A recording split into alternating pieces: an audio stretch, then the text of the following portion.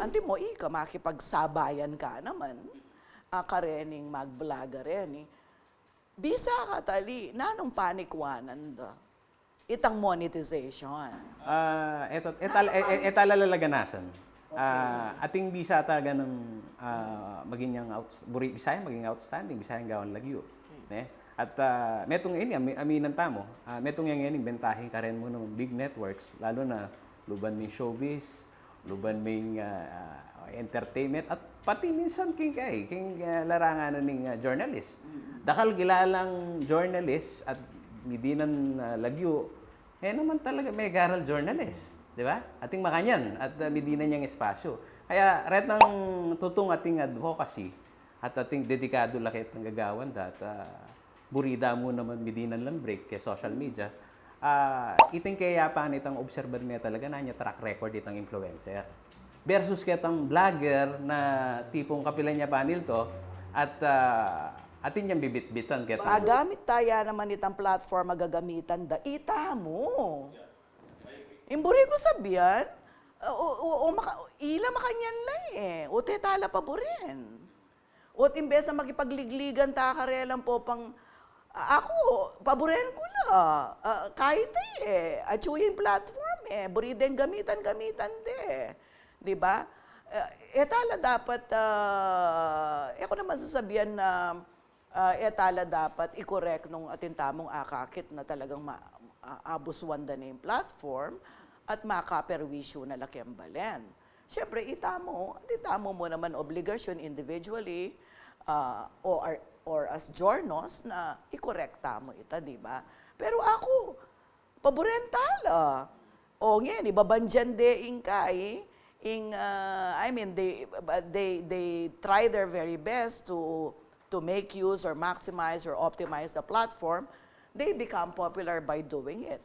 Bakit? Ikayo yuwagyo ita. Minsan natin kung kakatalamita na dati ang Achieving Madugulan Network, ikaw ni kitang Madugulan Network at na sariling platform. Although, siyempre, itangan natin tampa kitang political bias sa bitbitan mo na minsan mga komentaryo ka, kung ano man ba nga palyari. Kimpanwala ang gamila ko kitang network, medya ako pamurin. Ako, alben king amanwan mo, tsaka bengi-bengi, uli nga tsuya naman kay Spotify. Pakiramdaman kayo, pakiramdaman ko rin, karakalda rin. Imburi ko sabihan, naman ganaganang mag-vlog o gagamit kin social media, mamalita, mag-analyze ka rin issues, is to gagawan. Dakal mo rin yung kalupatala naman na atinla naman advocacy, atinla naman buringgawan.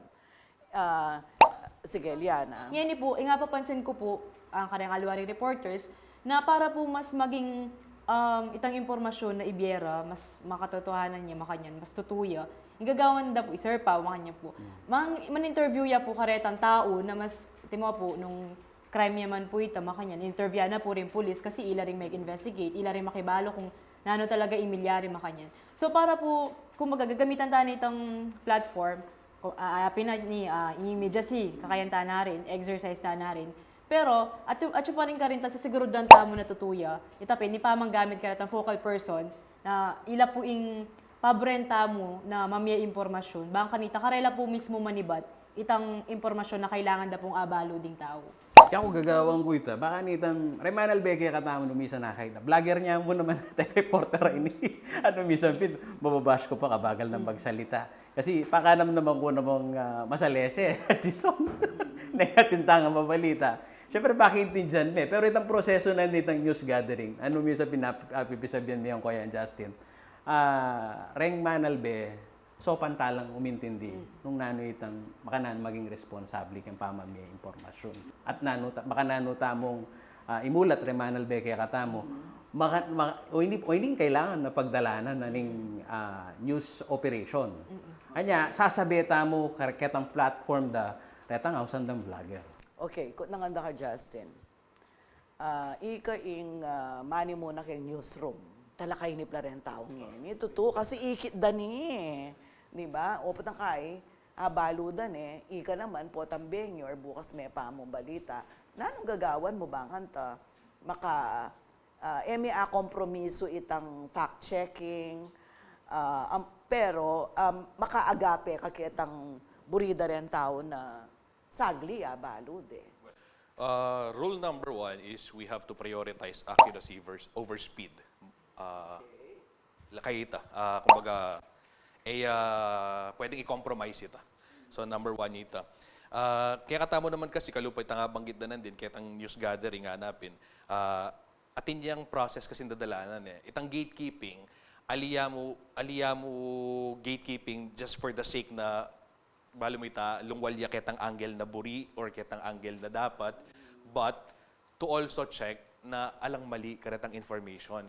And I think I would, in fake news or disinformation, misinformation, has been there since way back pa eh. Malambat ni nga, Chu. May bilis siya. Exactly. May bilis siya mong ngeni, uli na ning atin tamang social media. Bala mo pinada, wildfire yung mag-spread ngayon eh.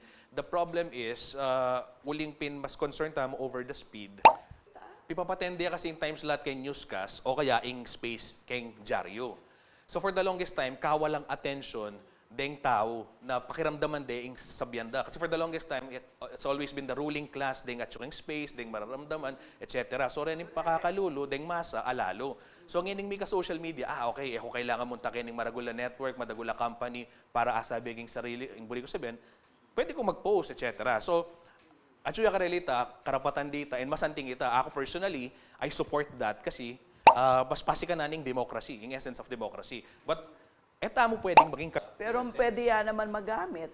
Pwede yan magamit. O by the powers that be para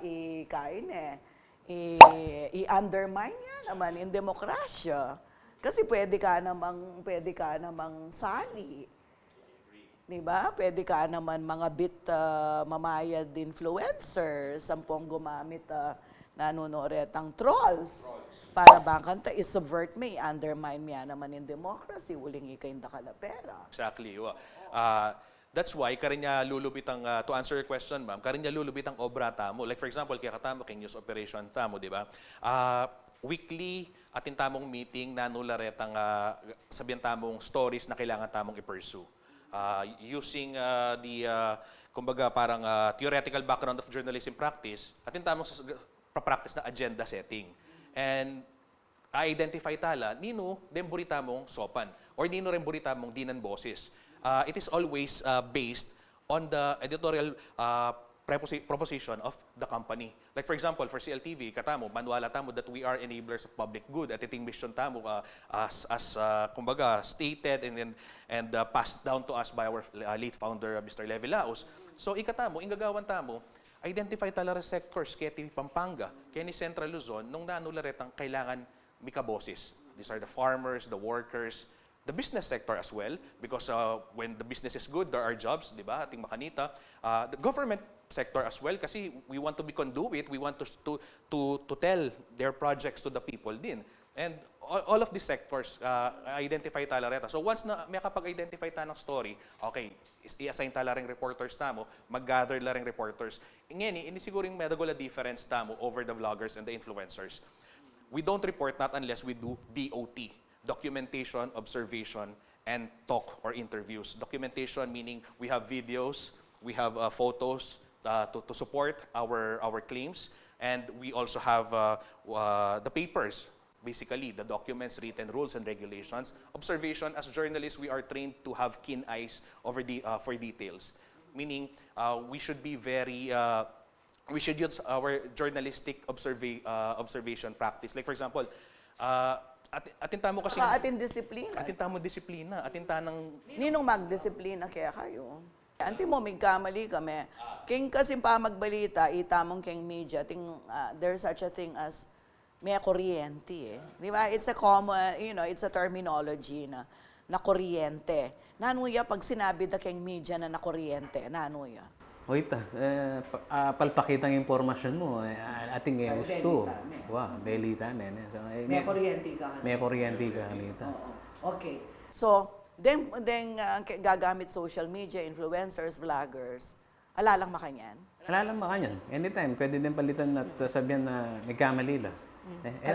Alalang katatakutan. Accountable. Wala masuspindi. Ela disiplina keng kapisanan ng mga broadcaster ng Pilipinas. Alalang broadcaster. Tamo tintamok si KBP, ma'am, at kani CLTV at tintamong ombudsman, in-house ombudsman na may kamali man ketang level na, for example, me as an editor, nilwalya. Ating ombudsman na lumawi or bayo pa man makaini, ano ating sanction ita. So, and the sanction means it could mean your job. Dito, itang kapanintunan mo, magsuspendi ka without pay. And of course, istuya mo ita na talaga, kamangan, siyempre, so kailangan, talagang gawan mo yung masalis. O na yung libutad na rin sinabi na mong itama, hindi disiplina. Yung platform na mo naman, minsan ating masususpindi kay community standard. Link Facebook. At minsan malalyari kay katamo ito, ating bigla may post, kalingwan beng blur, o ito mo naman kasi minsan yung bentahe dahil.